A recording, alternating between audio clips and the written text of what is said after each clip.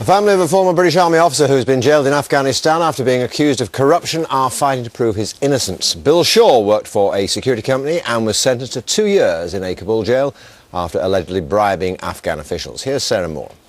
He's a decorated war hero with 28 years of exemplary service with the Royal Military Police. But now Bill Shaw is serving a 2-year jail sentence for corruption at one of Kabul's most notorious prisons, home to many convicted Taliban fighters. He was accused of bribery and prosecuted in a new anti-corruption tribunal after he paid £13,000 to have 2 company armoured vehicles released. He said the payment was a fine, but the officials reportedly disappeared with the money. His company G4S, which provides protection for diplomatic staff in Kabul, say the charges were totally misconceived and not proven in court.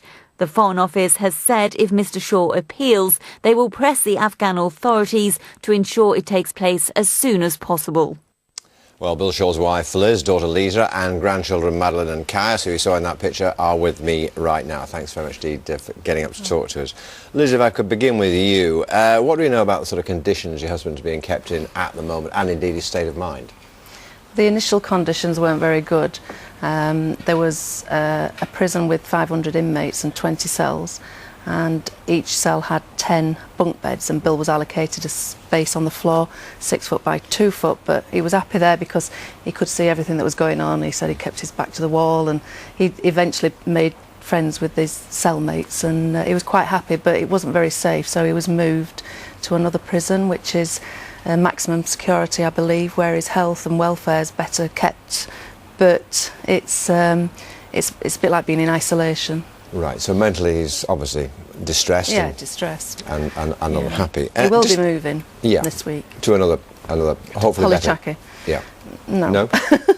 I don't believe so. It's I think they're going to try and get him into the international wing, but from our belief there's Taliban there and it's a big prison. Explain to us why you think it was necessary for him to give a hand over this money, £13,000 for these vehicles. That's the policy there, because the vehicles were taken several occasions, and to get the vehicles back you have to pay the release fee, and that's what he did. And all this money went through the company's books. I mean, there's nothing underhand about it. No, he was the straightforward deal. Exactly, he was a company rep, and he went and did what he thought he had to do. Yeah, and he also, I mean, he very happily cooperated with the inquiry into the entire affair conducted by the Afghan authorities. He believed that the inquiry was into the fact that they were having to pay this release fee on continuously to get their vehicles back. So he cooperated, and eventually they turned the attention to him. Well, they said that he was the one that was the guilty person. Lisa, I mean, your father is a former military policeman. Yeah. He's done honourable service in the armed forces. Yeah. I'm bound to ask this. There's never been any hint of this kind of behaviour from him in the past, has there? Nothing. I mean, the support that we're currently receiving just shows what an amazing career he's actually had. He's completely straight.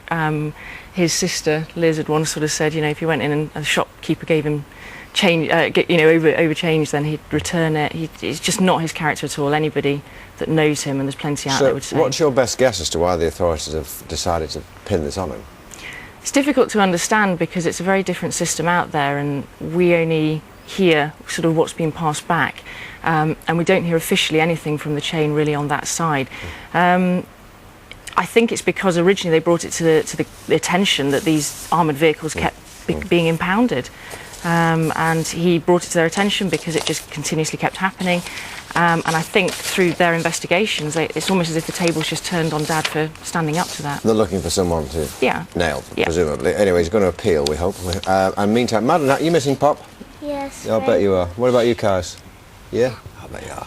You've done some nice drawings, so you brought them along to show us, and these are copies, I suspect, are they? Yes, these are copies of the drawings that you're sending off to Grandad in jail. Well, we hope you see him again soon. You looking forward to that? Yes. I'll bet you are. I'll bet you are. Thanks very much, Dee, for being with us. We wish you well. Thank you very much. Time is 17 minutes past 6. Also this morning, the British war hero stuck in prison in Afghanistan. We look at the campaign to free Bill Shaw.